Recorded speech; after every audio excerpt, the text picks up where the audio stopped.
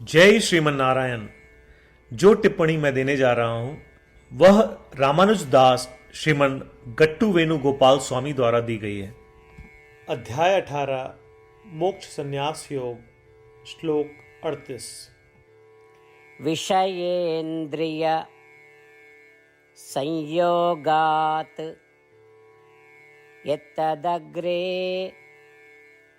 अमृतोपमं परिणामे विषमिव तत्सुखं राजसं स्मृतम्। ओम। गीताचार्य श्री कृष्ण परमात्मा अर्जुन सहित हम सभी को मोक्ष संन्यास योग सिखा रहे हैं। परमात्मा कह रहे हैं, अर्जुन, यदि तुम इस संसार की वस्तुओं का आनंद लेते रहोगे तो यह प्रारंभ में अमृत का आनंद लेने के समान सुखद हो, लेकिन अंततः यह विष के समान कष्टकारी हो जाता है। ऐसा सुख जो शुरू में सुखद हो और बाद में दुख में बदल जाए, राजसिक सुख कहलाता है। ऐसा कहकर श्री कृष्ण परमात्मा यह स्पष्ट कर रहे हैं कि इंद्रियों को सांसारिक वस्तुओं और शास्त्र निषिद्ध सुखों से तृप्त करने से पहले तो सुख मिलता है, लेकिन अंततः नरक और बुरे जन्मों की प्राप्ति होती है। उस प्रकार के सुख को राजसिक सुख कहा जाता है। इसलिए इन सांसारिक चीजों के अनुभव की खुशी को दुख में बदलने से बचाने के लिए आइए सर्वम श्री कृष्ण अर्पणमस्तु कहकर सब कुछ श्री कृष्ण परमात्मा को समर्पित करते हुए उन चीजों का अनुभव करें जो हमारे लिए उपयुक्त है। आइए हम सब कुछ श्रीमन नारायण की सेवा के रूप में करें।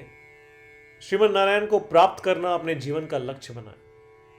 केवल श्रीमन नारायण की शरण लें और श्री कृष्ण परमात्मा के शब्दों को श्लोक के रूप में वैसे ही दोहराने का प्रयत्न करें जैसे वे हैं। विषयेन्द्रिय संयोगात यत्तदग्रे अमृतोपमं परिणामे विषमिव तत्सुखं राजसं स्मृतम्।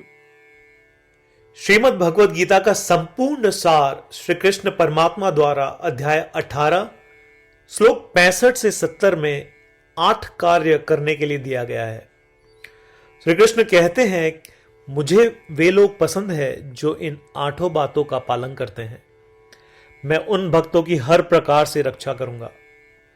श्री कृष्ण परमात्मा द्वारा बोली गई संपूर्ण भगवत गीता को सुनने के बाद अर्जुन कहते हैं, करिष्ये वचनम तव, जिसका अर्थ है, कृष्ण, मैं वैसा ही करूंगा जैसा आप कहेंगे।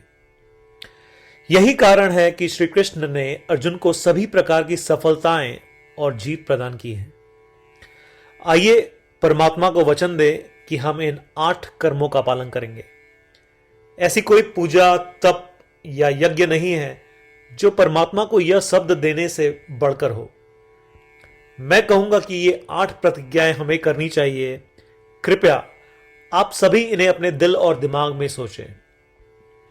इस प्रकार श्री कृष्ण को अपना वचन देते हुए आइए हम सभी श्री कृष्ण के सुंदर चेहरे को खुशी से चमकते हुए देखें और आनंद का अनुभव करें। जय श्रीमन नारायण। ये है हमारे 8 वचन। हमारा पहला वचन, हे श्रीमन नारायण, जैसा आपने निर्देश दिया मैं हमेशा आपका ध्यान करूंगा और आपके बारे में सोचूंगा। हमारा दूसरा वचन, हे श्रीमन नारायण, जैसा कि आपने सलाह दी मैं हमेशा आपका भक्त रहूंगा। हमारा तीसरा वचन, हे श्रीमन नारायण, मैं अपने सभी कार्य आपकी सेवा के रूप में और आपकी संतुष्टि के लिए करूंगा। हमारा चौथा वचन, हे श्रीमन नारायण, जैसा कि आपने अनुसरण करने के लिए कहा था, मुझे पूरा विश्वास है कि मैं आपका हूं और मैं हमेशा अपने हाथ जोड़ूंगा और आपको नमस्कार करूंगा। हमारा पांचवा वचन, हे श्रीमन नारायण, मुझे आपके शब्द मामेकम शरणम व्रज याद आते हैं जो आपने सिर्फ और सिर्फ आपको ही समर्पण करने को कहा था। श्रीमन नारायण, मैं केवल आपके प्रति समर्पण करता हूं। हमारा छठा वचन, हे श्रीमन नारायण, मुझे आपके शब्द मां शुचः याद आते हैं कि आप हमें शोक न करने का आश्वासन दे रहे हैं। मैं अब शोक नहीं करूंगा। हमारा सातवां वचन, हे श्रीमन नारायण, आपने हमारे लिए श्रीमद् भगवत गीता देकर हम सभी पर कृपा की है और आशीर्वाद दिया है। मैं कम से कम एक श्लोक पढ़ने या सुनने का वादा करता हूं। हमारा आठवां वचन, हे श्रीमन नारायण, आपने सारी मानवता को गीता प्रदान की। मैं गीता में आपके दिव्य शब्दों को उन भक्तों तक फैलाने का प्रयास करूंगा जो गीता से अपरिचित हैं। हमने अभी अभी परमात्मा को 8 वचन दिए हैं। प्रतिदिन श्रीमन नारायण को यह वचन देना कि हम वैसा ही करेंगे जैसा वे कहेंगे, अपने आप में एक महान पूजा है। आइए हम उसे अपने अटल विश्वास के साथ अपना वचन दें।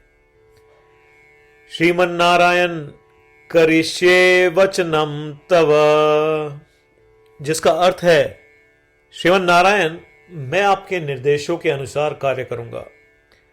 सर्वम श्री कृष्णार्पणमस्तु। जय श्रीमन नारायण।